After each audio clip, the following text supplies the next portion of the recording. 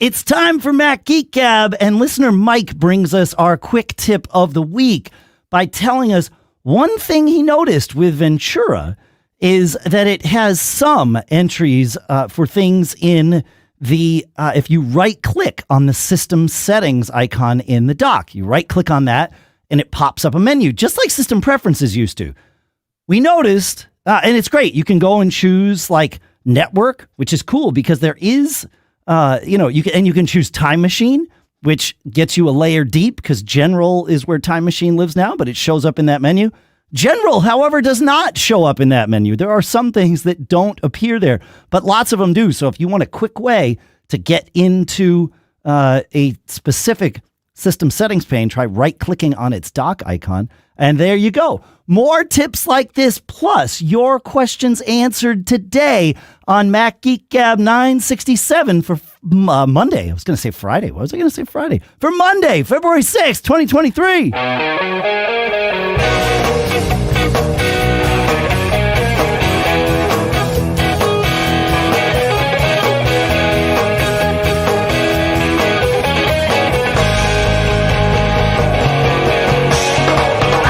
Greetings, folks, and welcome back to Mac Geek Gab, the show where you send in your tips like that. You send in your questions. You send in your cool stuff found. We share your tips like we've already started doing today. We share your cool stuff found. We share and try to answer your questions. Sometimes we bring tips, questions, and cool stuff found of our own. The goal being that we put it all into an agenda so that we can each learn at least 5 new things every single time we get together. Sponsors for this episode include Kolide at kolide.com/MGG. You get to help your users learn about security so that they can manage their own devices well. Good stuff. And Zocdoc at zocdoc.com/MGG. You can sign up for their free app and download it and pick and find a doctor. Many are available within just 24 hours. It's free. We'll talk more in depth about both of those in a little while here. For now, here in very cold Durham, New Hampshire, I'm Dave Hamilton. And here in cold and windy Fairfield, Connecticut, this is Jonathan Brown. Greetings from, by their standards here, very cold Daytona Beach. We're at 67 degrees Fahrenheit. Oh, my goodness. Get out the parkas. Violet Pete. That is cold for Daytona. It is indeed. Yeah. It's not cold for here. So, no. Yeah. Be wishing for 67 there. Yeah. By the time the show comes out, we record this on Fridays, which I suppose is why I was thinking about Friday when we were doing the intro. But by the time the show comes out, it should have warmed up substantially here in New England. But our predicted low here today is -15. And it looks like from our pre-show troubleshooting that one of my Nest thermostats, the one here in the studio, has given up the ghost. I think it's the backplane on it based on the quick troubleshooting I did, but we had to get the show rolling. So I put a spare thermostat in. We've got heat beginning to flow in here. My teeth will stop chattering, I promise. And we should do a show. What do you think, guys? Yeah, we should do that. Let's do it. I will mention, though, that you were talking -15. That's Fahrenheit, which is about -27 Celsius if my brain is functioning correctly. Okay. All right. Yeah. We have an international crowd. Well, it's true. Where they meet at about -35, right? Somewhere I think. in there. Yeah. Yeah. But there's yes, some. Hey, right. Another quick tip. There's some easy ones to remember. 16 is 61. 16 Celsius, 61 Fahrenheit. 28 is 82 Fahrenheit. 28 degrees Celsius, 82. And then, of course, 15 is 59. That's an aviation thing. That's a standard day. 15 Celsius, 59 Fahrenheit. But 16, 61, 28, 82. Yeah. So, just close numbers. So 16C is 61 F. Fahrenheit. Yeah. And what's the other one? 28C is 82 Fahrenheit. So just transpose this those is handy stuff. And of course 0C is 32 Fahrenheit. Most of us here know that one. Right. Yep. And 100 is 212. 100C is 212. Oh, right. Yeah. Then, all right. Since we're into it, I'm going to go ahead and do it. Please. The way to get Fahrenheit to Celsius relatively quickly is take your Fahrenheit number and double it. Okay. subtract 10% and add 32. So here's how it is. At 10 degrees Celsius, Yep. double it is 20, minus 10% is 18. So, okay, 18 and 32, here's public math, is 50. So 10 is 50 degrees. Okay. Double it, subtract 10%, add 32. Huh. All right. It doesn't work super. I mean, it's not Nat's backside, but sure, but it's close enough. Very close. Yeah, it'll get you within a degree. That's fascinating. Thank you for sharing that, Pete. Yeah. That's come out of that rabbit hole, folks. No, that was a good rabbit hole. That's a handy thing. I mean, I wish we had had this conversation 3 weeks ago, because being in Europe for 10 days, I was doing a lot of these conversions, but at some point it's like, whatever. You can do them on your Mac with Spotlight. Quickly, And you can ask your phone to do them with Siri. Yeah, that's right. Yeah. PJ in the chat points out that -40 is where they meet. So -40 centigrade Celsius is -40 Fahrenheit. So -40 starts with an F, and F cold. That's how you remember. That's right. Yeah, and as you pointed out, Dave, so you can also do this in the address bar in Safari. You can type in something like 100F equals question C, and it will do the translation for you. Now, is that happening locally on your computer? Because if you do it in the Spotlight search, Command Spacebar, it does it locally. If you do it in your equals question C, if you do it in the bar, then you're leaving it up. You need an internet connection and a search engine to do it, right? It says Google suggestions. So there you go. Yes. Yes, you're correct. Yeah. Okay. All right. Yeah, because I don't use Google. I use DuckDuckGo, but it brought me there. Yeah. So, and don't even put this in the show notes, but because we're going to cover it again soon, I'm sure. But that's one of the many capabilities of Raycast. It'll do temperature, currency, area, all that stuff. So, all right, Raycast. I promise I'm going to cover is a cool thing. Okay.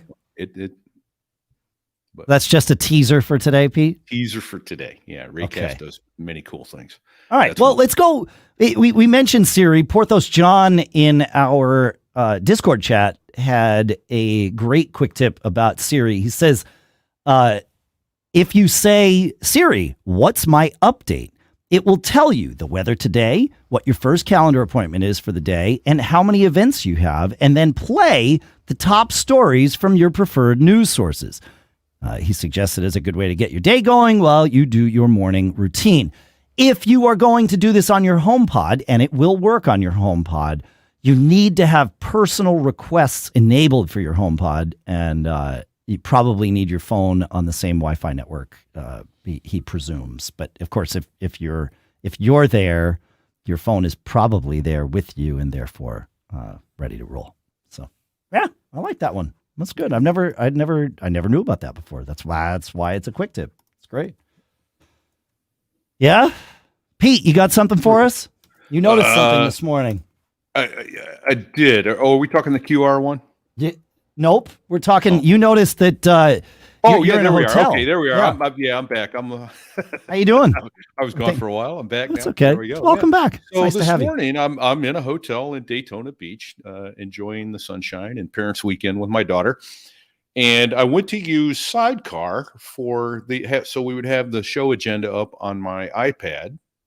And then when I went to use continuity camera with my iPhone, it went, you must first disconnect Sidecar in order to use your continuity camera. And I went, really? Okay, I'm smarter than this.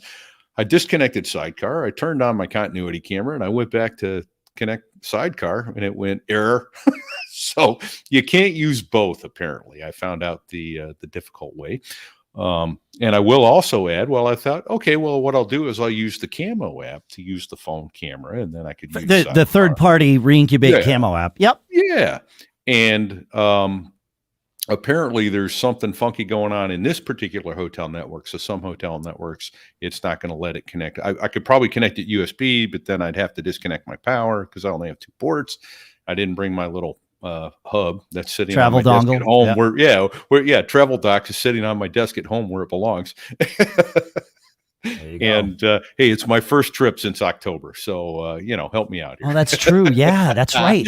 Well, it's your first trip other than CES. Let us not forget. That's true. That's true. Shh. So anyway, it turns out that some hotel networks won't let you use Wi-Fi camo. Yeah, that is. I've experienced that too. There is an app that I love to use called Remote for Mac from Evgeny Chirpak. Yeah, and it's great especially when I'm traveling, because I wind up putting my Mac, near the TV, and then I can use my phone to like control Plex on my Mac. So it's great. I can be totally lazy about consuming whatever content I want from my my Mac with the HDMI to TV and all that stuff. Worked great in the Airbnb we had in Italy. It works great, obviously, in my house when I tested. It works great in most Airbnbs because they have more traditional Wi-Fi networks. Most hotels, and certainly the one that you're in, Pete, have their networks set up so that every device that's connected to the Wi-Fi is isolated. Yes. And that's which is a good thing. No, from a security standpoint, that's a fantastic thing because you don't want someone else being able to see that your Mac is there and you left file sharing on, and now they can try and beat on the door all day while you're out and about with your daughter at Parents Weekend, right? Yep. So it's a good thing, with the lone exception of, that kind of stuff. Now, if Remote for Mac could use Bluetooth, then that would work because that's an ad hoc connection. You could also do an ad hoc Wi-Fi network from your Mac and connect your phone to that. I was thinking about that, and I was worried about the direction I was thinking was just using my phone as a hotspot and doing it that way. And that would have used a bunch of data for this. Correct. 5 gigs a month. So correct. Yeah. So, but yes, yeah. So there you go. Yep. Interesting. Fun stuff. Don brings us our next quick tip. He shares. He says, "I was listening to episode 965, and the opening quick tip about accessing QR codes from another device, where my son took a picture, showed the picture on the Photos app on his watch, so that he could then scan the QR code from his phone." He says, as you were stating the tip, I assumed that you were going to say that you can use your phone to access QR codes on your phone by long tapping them, because he says he tried it and he found a case where a QR code was part of a graphic in an email. He long pressed the image to read what options were in the contextual menu, and then chose to open Quick Look, after which long pressing the QR code gives you the options to open the link in Safari, copy the link. It even shows the URL. And he is correct for things that Quick Look recognizes. In fact, you didn't even need to do the extra step if you just long press on a QR code in your email. If it has a link or something that Quick Look recognizes, then it will offer to bring you to that link or do all the things that Don mentioned. For what we did, because I tried this after we got Don's note, we were using the QR code to set up our eSIM plans for when we were traveling in Europe, for our data plans. And I tried it, and Quick Look does not know anything about eSIM QR codes. So it has to be done with the camera, which is sort of weird. You would think that the same engine that the camera uses would be that, but no, it is not. Quick Look is not smart enough to. So try it. If you get a QR code that you need to read on your iPhone, certainly try it. And if it works, great. And if it doesn't work, well, there you go. Yeah.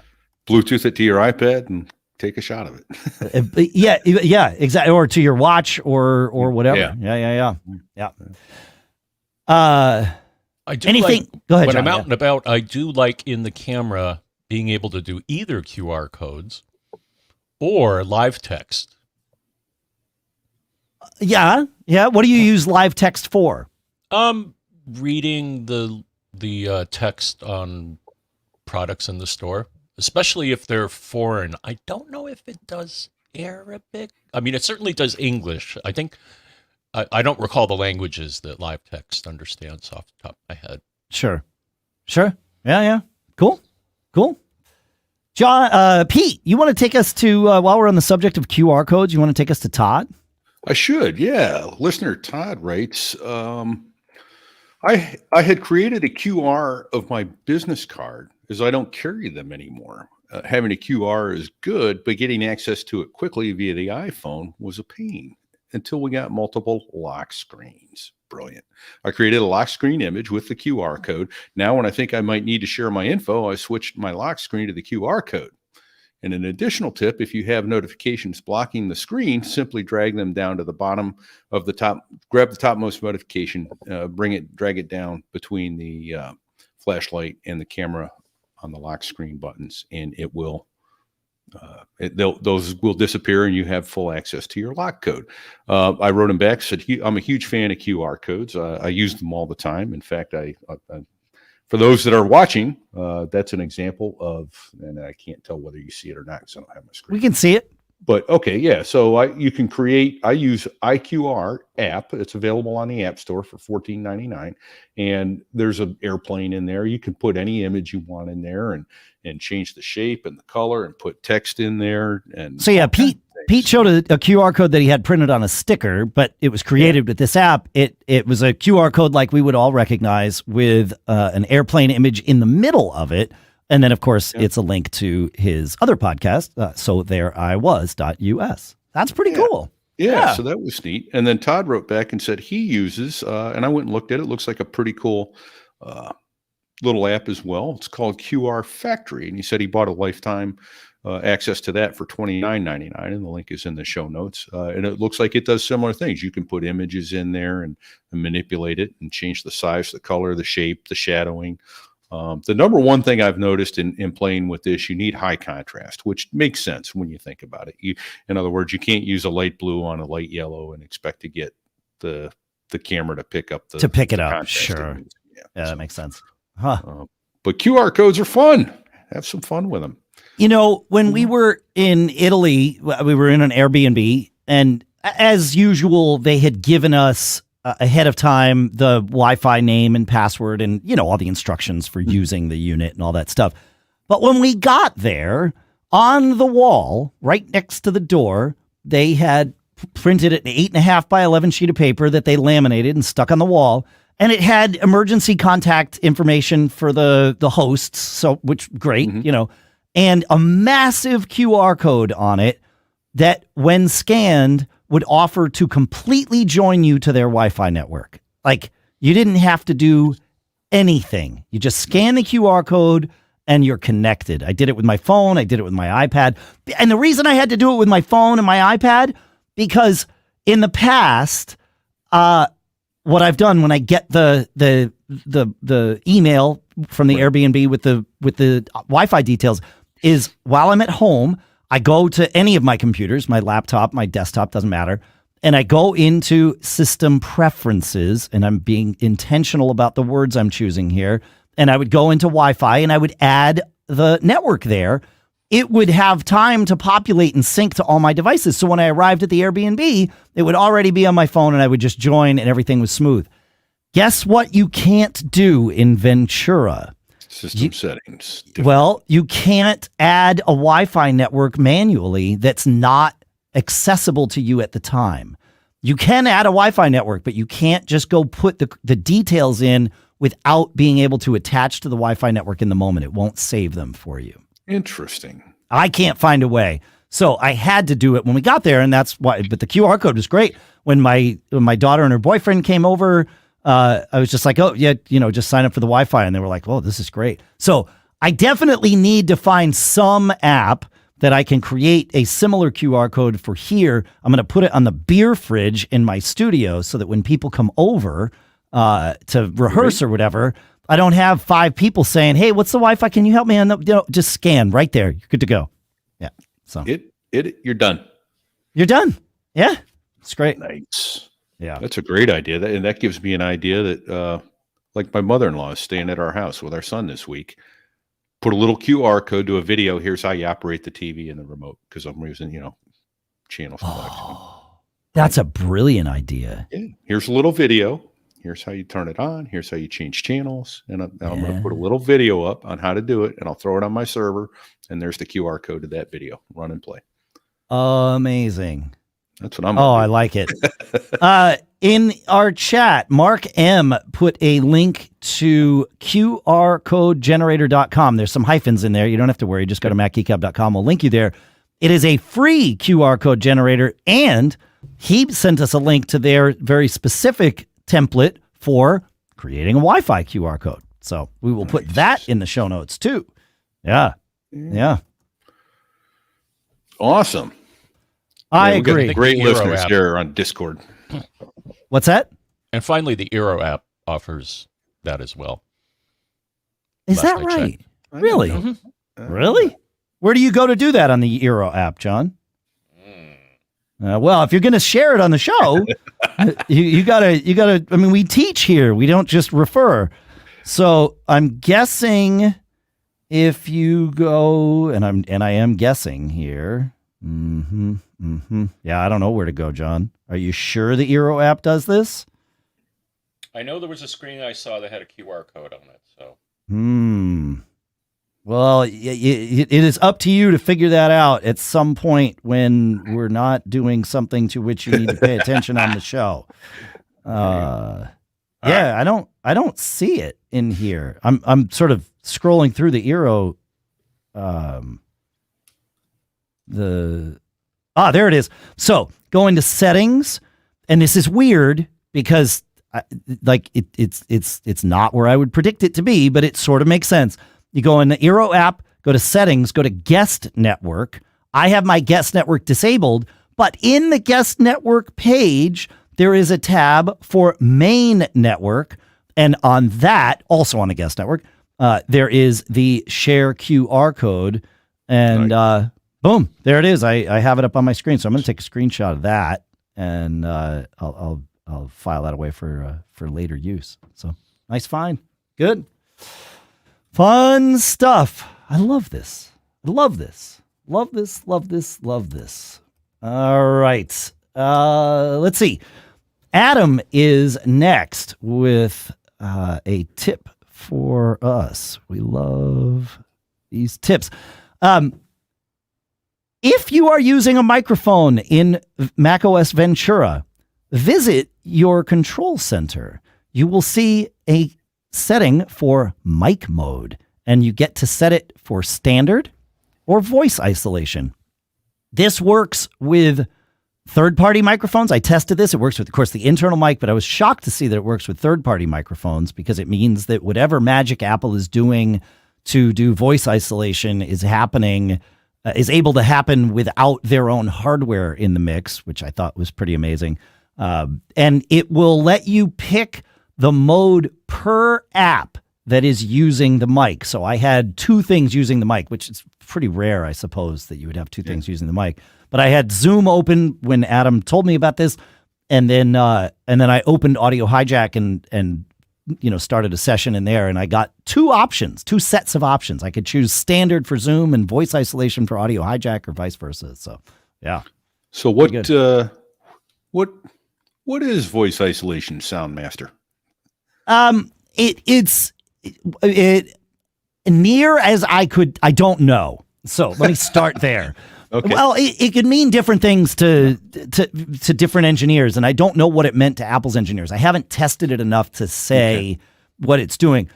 There are two things that I think it's doing. Number one is it boosts the EQ from about probably 700 in the frequency range of the human voice. In the frequency range of the human voice, probably somewhere around 1 to 2K would be my guess.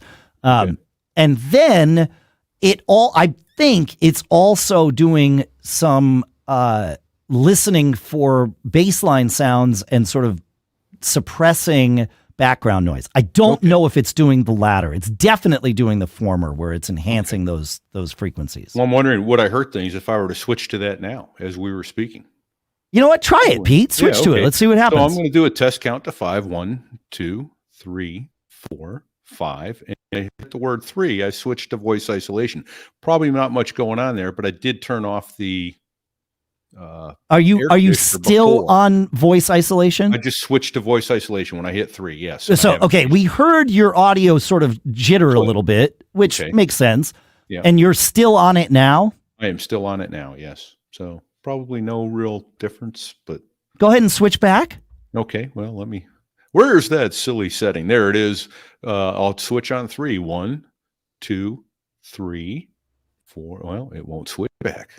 Now you're switched back. There it switched back. Yes, took 3 or 4 clicks to switch back to standard. All right, yeah, your things like got a little. There is a transition period where things are not quite right. Okay, but you're also doing a bunch of you're capturing audio. Like there's a lot going on there. It's really crunching a lot of numbers.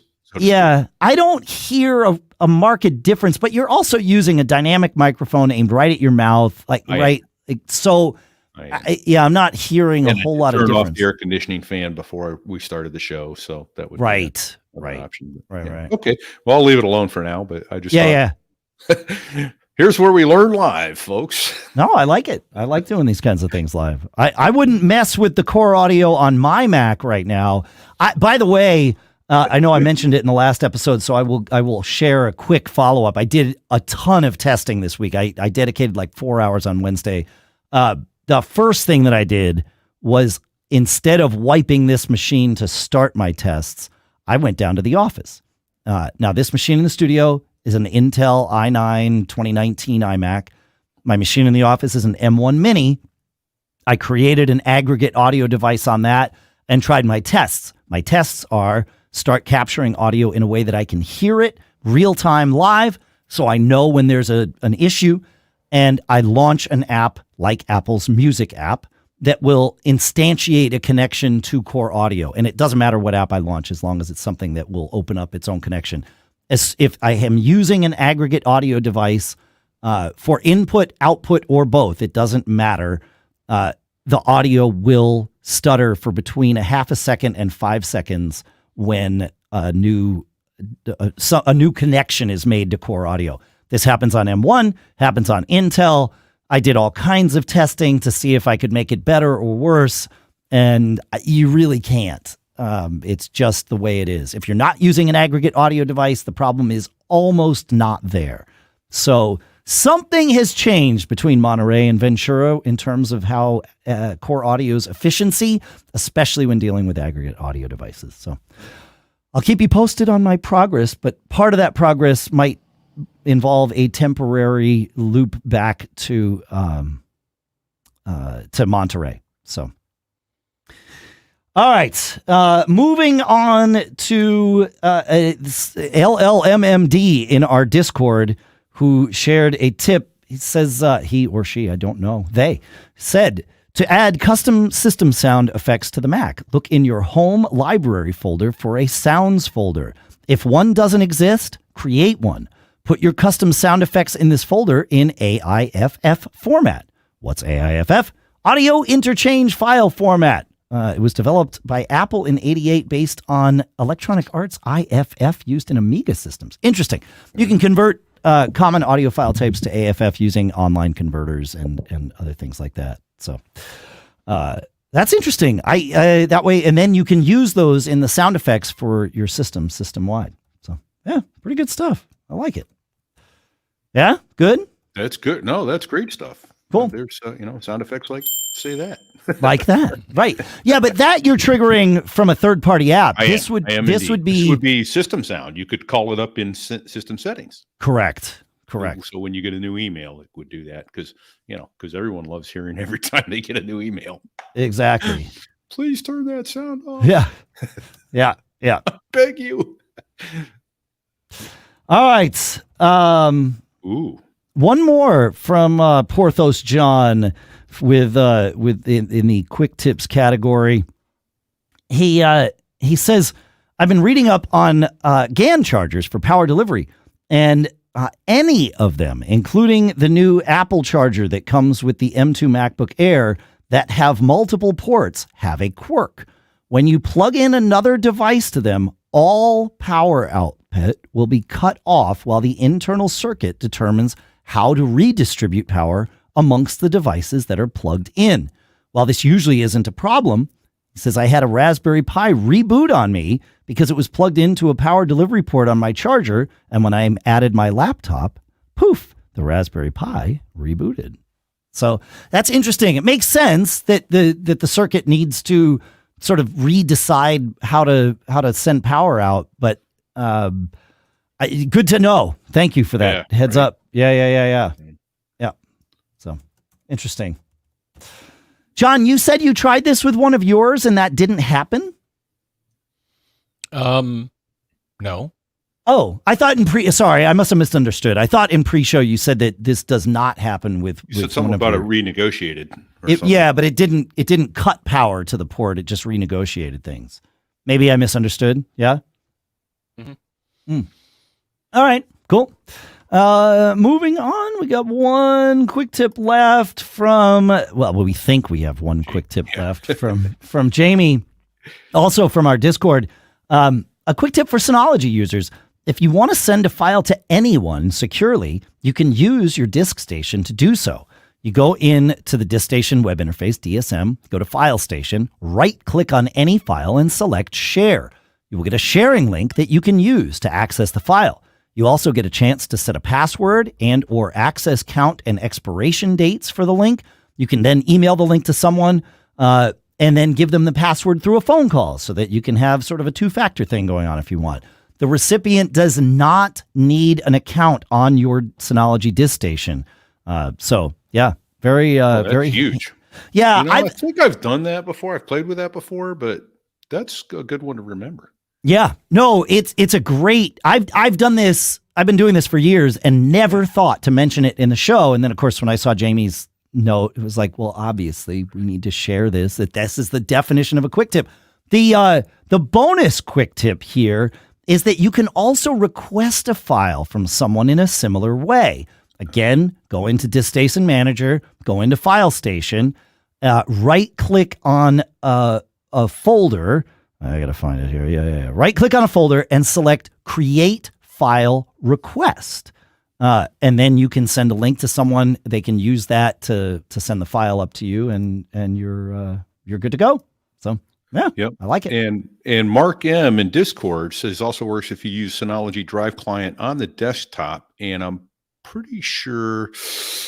I thought, now I'm not seeing it now. I thought you could get a link or something like that to a specific file. You can. But, you right click it in the if it is a folder that's synced with your disk station, you right click it in the Finder, and you should get the link to the option to create a shareable link. I will say that has been unreliable for me over the years, so much so that I don't even attempt to do things that way anymore. But maybe it's better now. They've updated the Synology Drive app recently. It's a Apple Silicon native app now, whereas previously it was running in Rosetta. So maybe it's better now. Mark M, you have inspired me to reset my trust definition with it. Yeah. But you can right click the file that's on a Synology Drive, and down near the bottom is Get Link. Yeah, there it is. Permissions, public. Yeah, cool. You know, there's nothing worse than going into a doctor's appointment expecting to be the center of attention, and then your doctor seems like they've got better things to do and better places to be. Instead of listening to you intently, asking you how you feel and helping you along, the doctor is checking the clock, looking at the computer, distracted. We've been there, right? With our sponsor, Zocdoc, you're going to find quality doctors who focus on you, listen to you, and prioritize your care.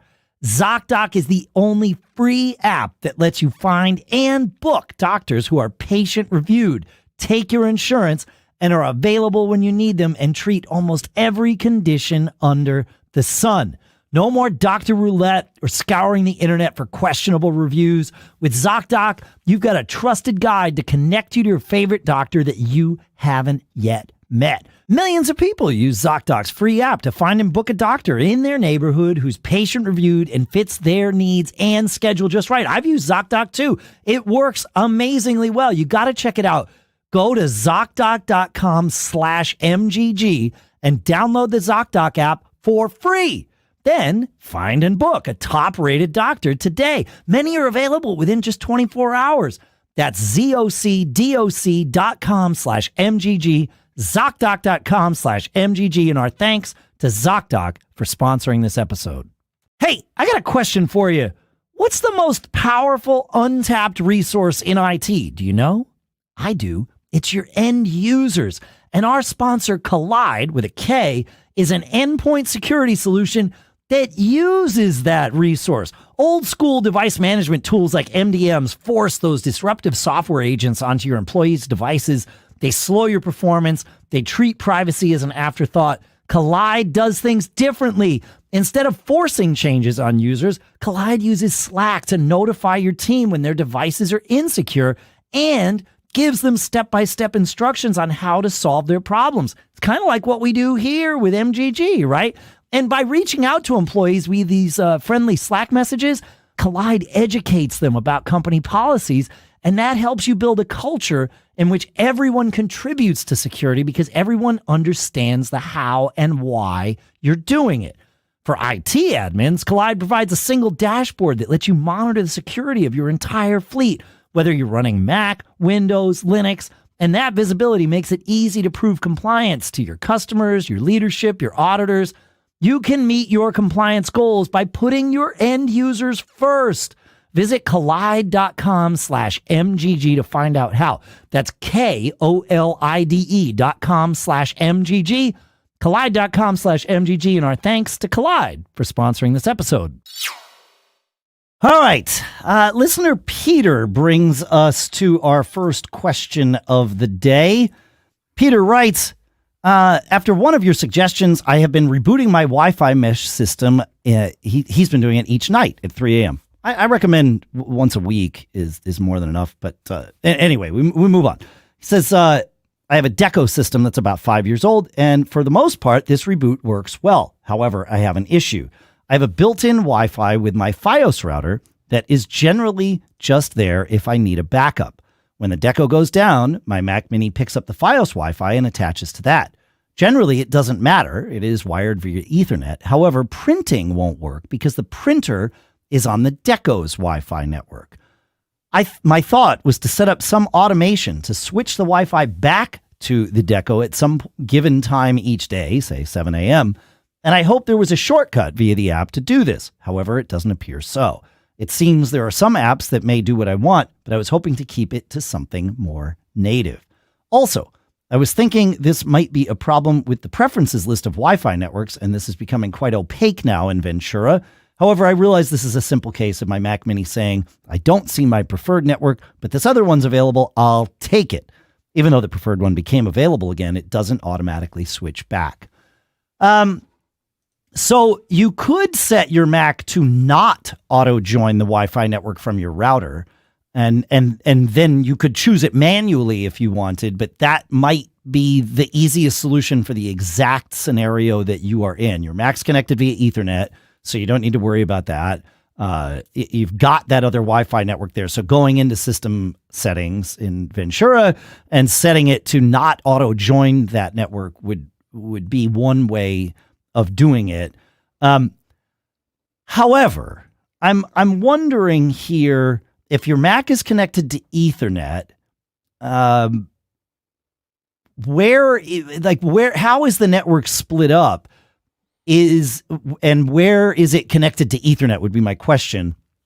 Because if the printer is connected to the Wi-Fi via your Deco, your mesh system, your computer should be connected to the same Ethernet as that. That would be my advice here, so that you have just one network. If the Ethernet connected Mac can't see the Wi-Fi connected printer, it tells me that you've got at least two networks. And maybe you're connecting your Mac to Ethernet via the router, and so it's that sort of side of the family. But I would look for a way to connect your Mac to the Ethernet of the Deco system so that it's all kind of as one, because there is a bridge. All routers these days create a bridge between their Ethernet and their Wi-Fi.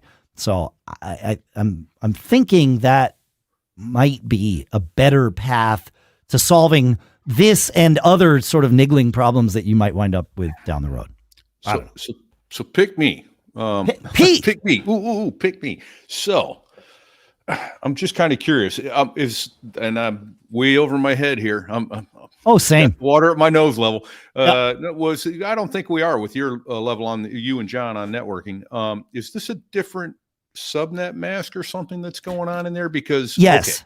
Okay. Yeah, no, and I'm glad you asked that question, because I sort of glossed over that. I don't know what his subnets are, but I'm gonna make some up.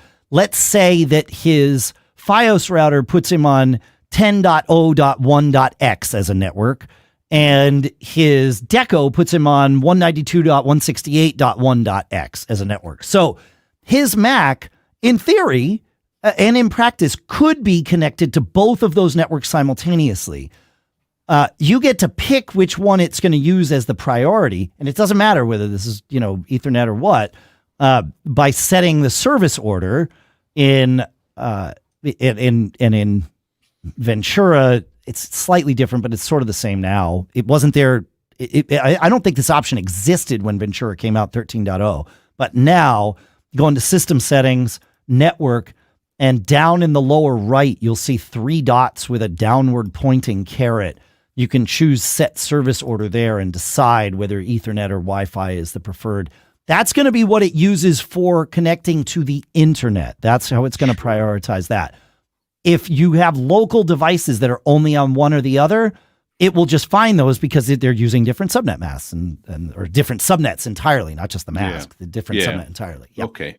Because that's because there's that. And I think I did this, but it may be in a little different. So your Eros and your Decos, one of them has to be Etherneted in, right? They won't just feed a Wi-Fi. So one of them has to be Etherneted in.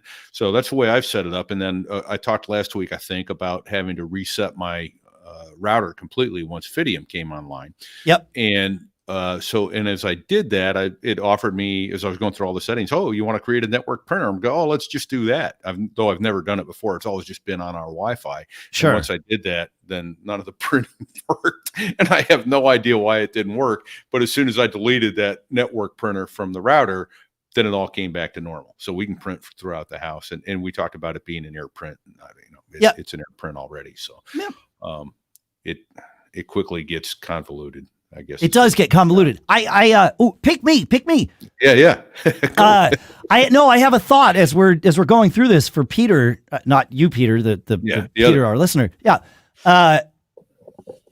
If I were in this scenario, and I am not, so I can't say for certain that this would be the best solution. But one solution I would certainly, probably my priority would be to explore having just one network. It really is best to have just one network. With the FiOS routers, you often cannot turn off that network, right? Yeah. So what I would do is, again, I would explore doing this. There might be reasons not to, but I would put my Decos in bridge mode and not have them be routers. And that way, in my example before, when I connected to my Deco, I would get one of those 10.0.1.x IP addresses from the FiOS router on the connections that I make to the Deco system, because it's not trying to be a router. It's just letting me pass things through. So that would be my advice here. Bridge mode would be best. Now, you might prefer the way the Decos manage a network versus the way the FiOS manages a network. And so then you sort of are in a scenario where you have to choose, do I want this double NAT thing or not? Double NAT meaning your Deco is getting an address from the FiOS and then creating its own subnet off of that. So you essentially have two versions of a subnet. That's non-optimal. So I would put your Decos in bridge mode. And I'm glad we had this conversation. But go, yeah, go sorry. ahead. One other quick networking question then. And I think it's true, but like I have 1 or 2 devices that are on the 2.4 gig only. That's as much as they're capable. And then of course on the so I have those 2 networks, but I think they can still see each other, even though they're on separate bands. They're on the same network. Yeah, because your router, just like your router. Yeah. Well, and just like your router bridges Ethernet to Wi-Fi, your router also bridges 2.4 gigahertz to 5 gigahertz so that it can see everything. Now, what we were talking about before with the issue that you're having in your hotel, that many, not all, many home routers can be set to not let devices see each other and not bridge those things. Right. But that would drive you crazy because then you wouldn't be able to see your other devices. Right. Well, and I know what it offers. If I turn on my guest network, it says, hey, do you want your guest network to be able to see your network? That's a clear option in there. And generally speaking, you want to say, no, I don't want you screwing around in my printer and in my disk drive, my Synology drive, that sort of thing. No, you're here for network access or internet access only, not to play around on my network. So I would separate that out. But that's just me. Right. Yeah. So. Yeah. Fun stuff. All right. I miss learned something. being I miss being able to prioritize Wi-Fi networks. Because that was going to be my initial answer, but then I like your answer better, the bridging thing. Yeah, just bridge it, and then you don't have. Then it's just like it takes the headache out of it. Yeah, yeah. All right, moving on to question number 2. Jeremy asks. I think Jeremy asks. Yes. Right. I've had this issue for several OSs now. I can't recall when it started. I have 4 external hard drives on my 13-inch 2020 MacBook Pro. One for Time Machine, one for Carbon Copy Cloner, one for project backups, and one for photos and music. Here's the issue. Every time I eject them all, I get an error message on my Mac saying the disk, music and photos, wasn't ejected because one or more programs may be using it. To eject the disk immediately, click the Force Eject button. No apps are open that would use this disk, i.e. music's not open, nor is photos. And I have even tried quitting all of my apps one by one to try and pinpoint a culprit to no avail. There's a related issue that may or may not be related, the drive for Carbon Copy. Oh yeah, I'm not going to get into that. Okay. So this makes sense if you are using iCloud Photo Library, because then there is always a background process running whenever your user account is logged in. And that's almost certainly the reason you're seeing this message. Of course, if you had the music app or the photos app open, you would also get this message because they are using that drive. But even if they're not open, if you've got that iCloud Photo Library going, it has a background process that is always syncing your photos library with iCloud. And you can confirm this. It requires a little bit of the terminal, and I'll put the command in the show notes. But it would be LSOF is really the command to use, and that's list open files. I like to then take LSOF and pipe it into the grep command so that it shows, and grep is just a search. Pattern match really is the right way to think of grep. And so I would say LSOF and the pipe character, which will all be in the show notes, grep space, and then the name or some part of the name, unique name of my drive. And that will then only show me the open files that match that pattern, which are only the files on that drive. And you can see not only what files are open, but what process they belong to. And so for me, I did this on mine, and Photo Library D came up as the name of the process, which makes perfect sense. And that's why that's why this is happening. So there's, in order to be able to see your photos or to eject that drive, you'd have to log out of your Mac, or you'd have to choose to keep your photos on your internal drive. And if you don't have enough space for them, you could turn on optimize storage in iCloud Photos, and then it would only keep the ones that it can fit on there. A nice workaround-ish. if you want to do that, is to create a second user account, have that second user account log into your same iCloud account, have it connect to your photos library, have it store the photos library on the external drive.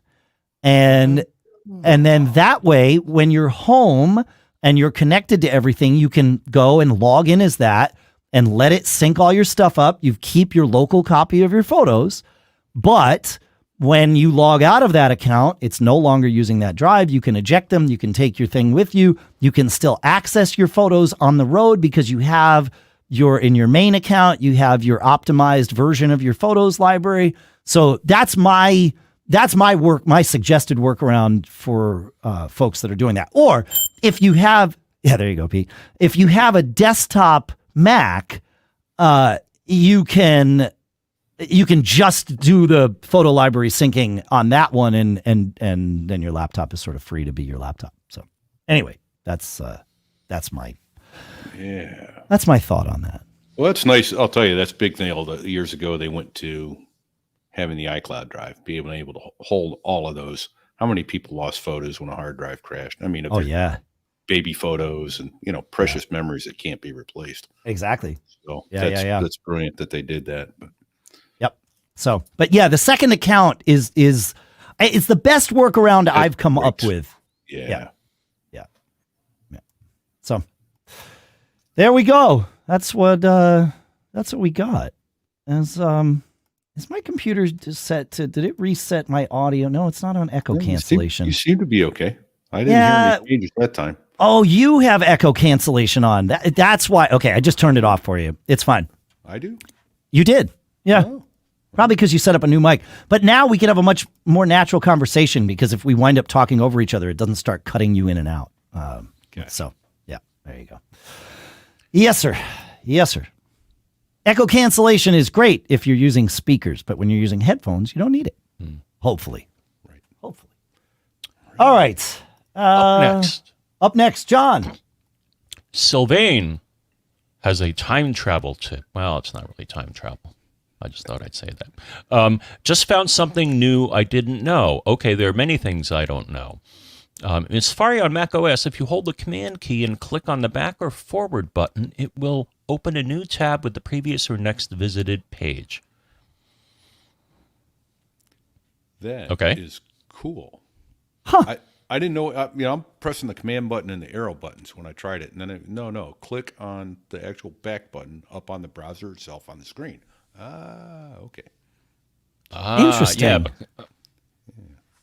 I tried the. I wish you had flagged this as a quick tip. This fits the quick tip section of the show. Yeah. Interesting.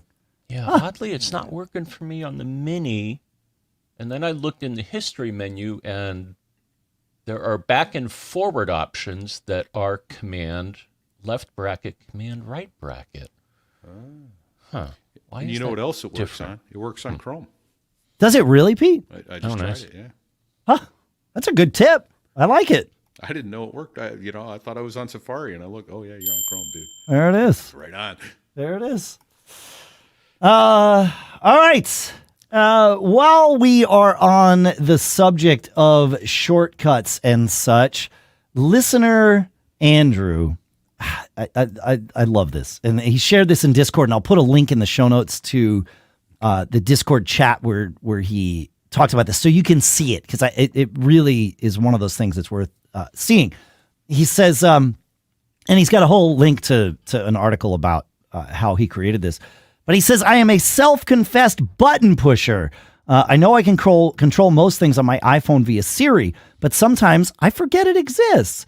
I then go pecking on my iPhone for what I want. Music, he says, is one such thing. I grew up in the 70s and 80s when push-button radios were a thing. That is, radios with physical or mechanical buttons that landed you on the station you wanted to listen to. And he said he wanted to replicate that on his phone. So with Apple's shortcuts, he created shortcuts for categories, Apple playlists, and it makes them seem like radio stations. So he's got shortcuts. I mean, he's got a whole page of these on his phone. Shortcuts for, jazz, classical, piano music, his different radio stations that he listens to through music. and he talks through the way you do this is you add a shortcut and you make the shortcut play music, and then you hit the music and you choose a source, and then you're good to go.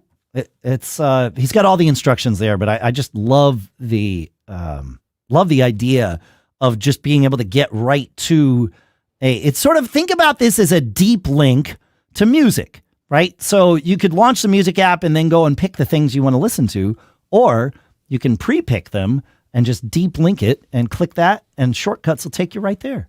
Andrew, Brilliant. I'm disappointed. Noticing those screenshots, I didn't see one button for the Mac Geek Gab, or for So There I Was. I'm just saying. Can you do deep links to the podcasts app? Why not? Well, I don't know. It might not be a thing that Apple lets you do. I would think you could get it through Apple Music. Can you not? No. Podcasts are not in Apple Music. Podcasts are in the podcast app. Yeah, that's true. All yeah. right. I thought but they would do both. Okay. If you wanted a deep link for the Mac Geek Gab show, then you just download the Mac Geek Gab app from the App Store. It's free, and there you go. So we'll put a link to that in the show notes too. Perfect. But yeah, I don't know if the podcast app, like if shortcuts can do deep links to the podcast app. Maybe. Like I haven't tried it. I'm not going to try it right now. My guess is it could, but yeah, we don't have time, right? Well, we have time. It's if I launch the podcast app. Yeah. Well, if I launch the podcast app, my audio is almost certainly going to cut out, and then it's going to start. Yeah, it's going to be a whole thing. Yeah. John, you got another tip from Ken? Yeah, I think I do. So Ken says, in show 964, you talked about using Terminal to start up a Mac. I use Carbon Copy Cloner. I schedule a backup in the early AM and select Wake System with a scheduled time. Very clever. People are finding ways to use CCC as a replacement for the stuff that used to be in Finder. So that's why I just thought I'd mention this. Yeah. Well, in system preferences, in the past, not Finder. Right? Not Finder, system preferences to wake your... system preferences, right. Yeah. Yeah, and we had a user in the past show suggested using CCC for a restart. It can do that system task too. Yeah. But yeah, I do what Ken says, is that I'll wake up my machine at, I'll do a CCC backup at 3 a.m, and it schedules the task to do that, and then I put it back to sleep when it's done. I don't have to, but I do, just to save energy. Here's the thing, though. You don't have to do that. Mike Bombick taught us years ago that you can tell CCC, like we've discussed here, to automatically wake up your Mac at the time of the backup. You said a 3 a.m. backup or whatever, and then it wakes it up and does the backup exactly at 3 a.m. That will cause your Mac to wake up proper, meaning the screen will come alive. And this is why we found out about this years ago, but it's applicable here. You can also set it not to wake up your Mac and to do it, and I forget the exact terminology of the option, but there's only like 3 options. And one of them is do it the next time my Mac wakes up after 3 a.m. That's effectively what you're choosing. If you choose that, it will do exactly as it says. And your Mac, you could certainly be the one to wake it up, and if you are, then your screen will come on and all of those things happen. However, your Mac also wakes itself up I think it's every 108 minutes, but it might be more frequently than that now, to do its own little background tasks of sorts. Your laptop even does this while it's in clamshell mode, asleep closed. It'll do Time Machine backups that way. And the nice part about this is when it wakes itself up in the background, it does not turn your screen on.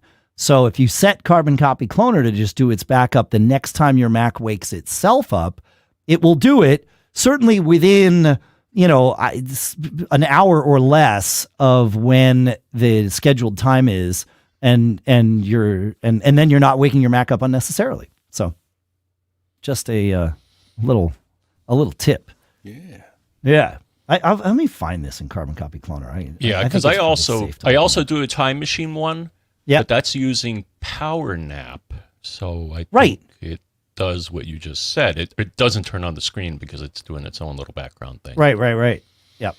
I'm looking here. Where is the schedule? So I have a Carbon Copy Cloner backup, and the option that I'm choosing is in the system wake or power on behavior section, there's 5 options. One is wake the system, but skip tasks when the system is off. The second is wake or power on the system. The third is run when the system next wakes. The fourth is run when the system next wakes or powers on. And then the last is, of course, skip this task if the system's asleep or off. So I'm curious, have either of you guys had your Mac automatically power on since you upgraded to Ventura?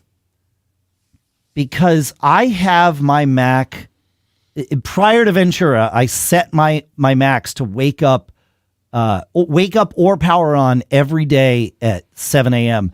And the reason I did this was because if the power goes out and I'm not home, and for whatever reason my Mac doesn't wake or restart after a power outage, which it should, it's set to do that, but it doesn't always, then it will try to wake itself at 7 a.m. every day.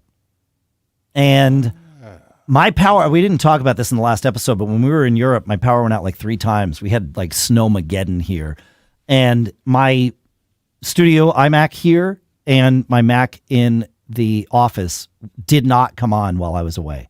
I almost called you, Pete, and asked you to come over and turn one of them on. But then I realized it's really not that important. But yeah, it like they were off and they stayed off until I turned them on. And then as soon as I turned them on, I launched the terminal and did pmset-g sched. I'll put that command in the show notes too, because now that I said it, that's how you get to see what your system thinks it's going to do when it for the schedule. And it was there, wake power on at 7 a.m. every day. It's like it's set. So I unset it and reset it. I guess I need to turn one of my computers off and see if it'll turn on at 7 a.m. But I have not had mine come on, but my laptop, it's on and off all the time. I don't notice it. I need to check my Mac Mini and see, because that's really the one that I need. That would be the one. Exactly. Be a reliable machine. Yeah. Exactly. Yeah. So and then I wonder if I should be able through Tailscale to log into it and log it in, right? Tailscale. Like if it's just sitting at the login screen? Yes. Yeah. So, as long as you don't have File Vault on, yes. I don't know. Because if you got File Vault on, then you're stuck at the File Vault screen and nothing's running. So you're not. True. Yeah. Tailscale isn't up yet. Correct. But as long as you're not running File Vault on it, then yes, you could get to the login. It would bring you to the login screen with Tailscale. I think that's a good question, Pete. Does Tailscale start? When does I think no? I don't think you would see I think Tailscale is run later as a user process. Yeah, I think so. Yeah. Brian Monroe says it sounds like another macOS Ventura bug. Yeah, the it's not a bug; on. it's a feature, Brian. Yeah, man. Yeah. Where do you set? What they've changed this so many times, but I'm pretty sure Tailscale launches at user login, and so no, it wouldn't be running if you're not logged in. So you would have to VPN into your network another way. Yeah, Mark M says real VNC would do it. Starts before the user. So yeah, I don't think Tailscale does. No, I don't think it does either. I seem to recall watching it log in after I boot up. Yeah, in the preferences, the option is start on login. Yeah. So yeah. Well, so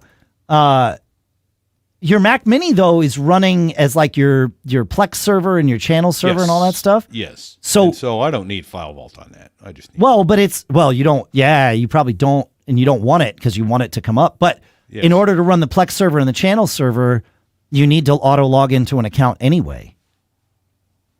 Yeah. Right? Because otherwise, I need to do it or it isn't going to run. Yeah, it's not going to run. So I'm out on the road and I get a power failure and it's going to come back up to the login screen. And that's it. It's going to come up to your the login screen, or if you're running File Vault to your File Vault screen. So set it to auto login. Basically, remove the password on that machine. Well, no, don't remove the password. Just set it to auto login. You can have a password and choose an account to auto login. I did not know that. Yeah. See, there's things we learn every time we do this show, man. Right? Yeah. Oh, you beat me to the ding. I did. Beat me to the ding. If anybody was looking for the title of the show, there it is. That's it. You beat me to the ding. I like it. All right. And go. To wrap it up here, if you want to see a list of not only scheduled events, but repeating events, system information, hardware, power, and it shows more than the command that you gave, Dave, so I just wanted to mention it. So it shows both of the ones that PM set showed, but it also shows a restart event, which you have to now schedule via the terminal, right? Yes. No, so. I'm so glad you mentioned that, John. Another listener, maybe it was this interchange with Ken, or it was with somebody else, just mentioned that in passing, and I was like, what? I had no idea. Yeah, you get to see when, like you said, it shows way more than what that terminal command shows. It'll show when it's going to, so they don't have to rewind. System information, hardware, scroll down to the power section. It will show you the next few scheduled wake up events. And it could be an app that wants, time on the CPU to do a thing or I was blown away when I saw that there. That is new to Ventura, I'm pretty sure, right? I haven't seen that in the past. No? I've seen it in the past. Really? Oh, I may have had it in a different spot because I'm like, well, is that really the right place to put it? It's like, I guess it's all right. I'm sorry, I'm lost. Not system settings, system information. Yes. Correct. So about this. Yeah, Mac. go to about this Mac, choose more info, and then that will power. No, then that will launch the general section of system settings, and way at the bottom of that screen, you choose system report. A faster way to get there is to option click the Apple menu and choose system information. Well, there's that. Right? Super easy. Yeah, ding. You beat me to the ding again. I beat you to the ding again. Yeah. But then once you're in system information, however you choose to get there, go to in the power section, the power subsection of hardware, and you will see power events and repeating events. And mine says wake or power on at 7 a.m. every day, restart at 7:15 a.m. on Thursdays. It restarts at 7:15 on Thursdays. Let me look. Yep. 1 day, 4 hours. So it's Friday now while we're recording this anyway. So, yeah. Nice. Well, I didn't realize it's so hard to find system information. I agree. It used to be more direct. Yeah, one click on more information. Boom, there you are. Mm-hmm. Yeah. Hey, we got a show for those of you who are interested in home automation. I think that's kind of all of us here. It's the Home Assistant Podcast. If you're looking to get started with home automation or looking to get inspired by some neat things that people are doing with their smart homes, then look no further. The Home Assistant Podcast has you covered. From automating your lights and thermostats to integrating smart appliances and security systems, they've got all the tips and tricks you need to transform your home into a high-tech paradise. Listen in and hear their thoughts on automating beer kegerators, integrating Apple's HomeKit, using home automation to get your kids to do their own chores. I need to learn this. And even some interesting conversations on how you can use smart homes to help folks living with disabilities. And on their YouTube channel, there's also a bonus second show called All Things Smart Home, which talks about general home automation concepts, ideas, and updates. Whether it's to simplify your life, save on energy, or just tame your kids, if home automation is something you've been thinking of doing and want to be inspired, then join hosts Phil Hawthorne and Rohan Karamandi on the Home Assistant Podcast and All Things Smart Home Show, available on YouTube or anywhere you subscribe to your podcasts. Visit hkmedia.io/subscribe for all the links, and our thanks to Phil and Rohan for doing this swap with us. All right, time for a couple of maybe a few cool stuffs found before we say goodbye here. Porthos John has one. I think this is the third time we're mentioning something from you today in the episode, Porthos John. He says, listening to episode 965, I thought I'd offer this, the Outtro 200-watt GAN charger. It has 3 USB-C PD ports and 2 USB-A ports with gobs of power. The coolest part is that on the side of the charger is a small LCD that shows you volts, amps, and watts for each port.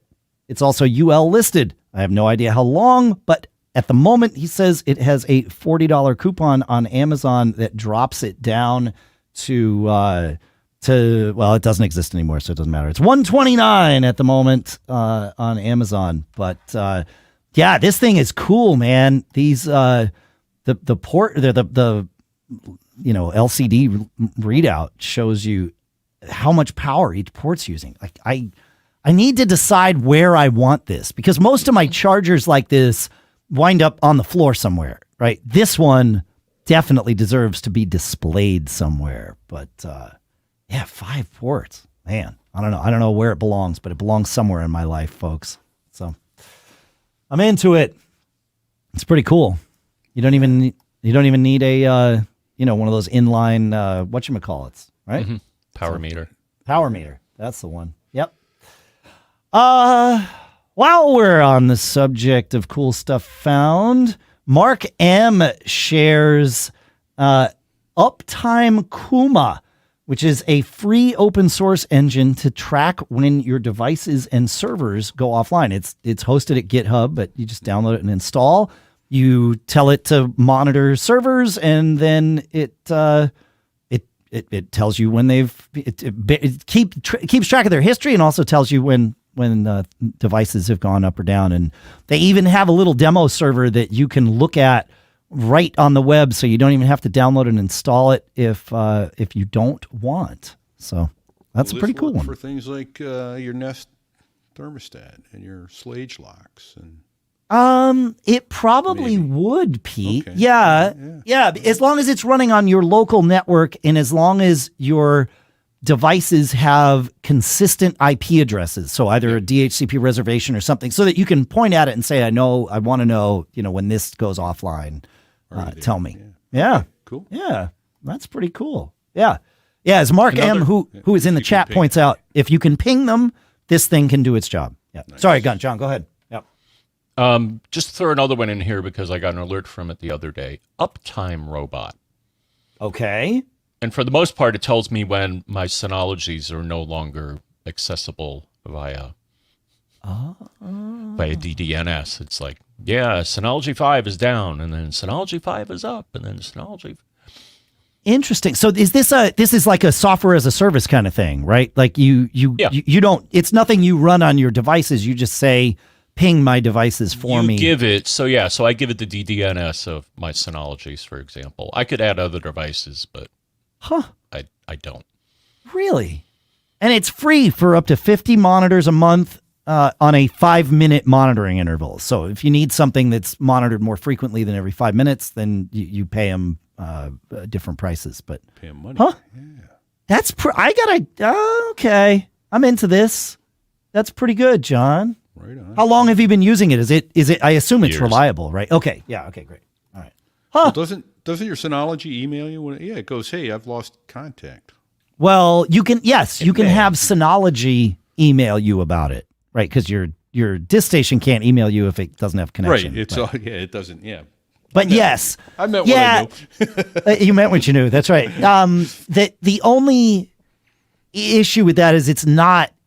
But it's that not, doesn't handle the other things that you can pay. Well, and you're not going to get it instantly. Like right. I would get a notification because I got those notifications last week when my UPSs finally died and my stuff went offline with the power outage, because only the house is covered by the standby generator, not the office. And of course, there's something flaky about our standby generator that doesn't actually turn on when it's supposed to.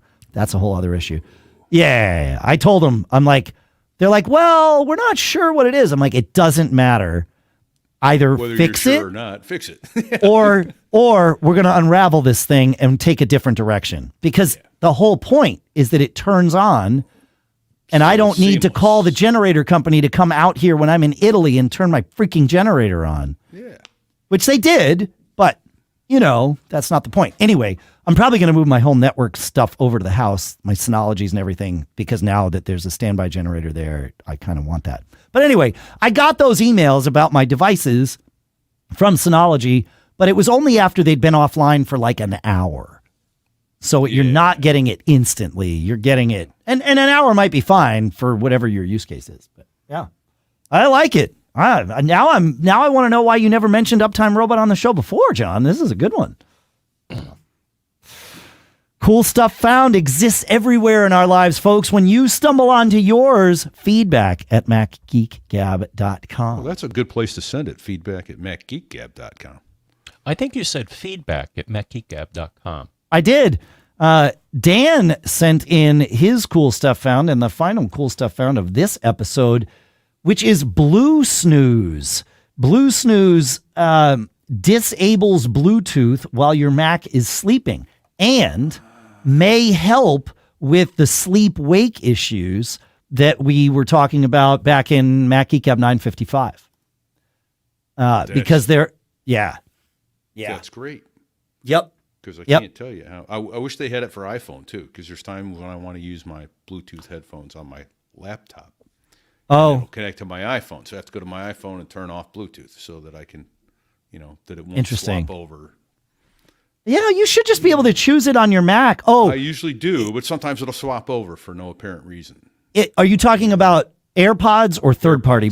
AirPods. Because AirPods should be smart enough to do that handoff and not go back. Well, I could be wrong, but I think it's like if somebody calls and hangs up, it goes up and it swaps over. Like interesting. Connectivity. Okay. Because it's trying to go. You want to answer the phone. You're going to want to talk on your AirPods and every now and then, not all the time, but every now and then they'll go hanky, and it'd be nice to be able to snooze my Bluetooth on the iPhone as well. But Bluesnooze is great for the Mac. Yeah, I the one piece of warning that I will give before we leave here about Bluesnooze is if your Mac only uses a Bluetooth keyboard and mouse, I do not recommend running Bluesnooze, because otherwise you might have trouble waking up your Mac to get it to connect back to your keyboard and mouse. So that's my story, and I'm sticking to it.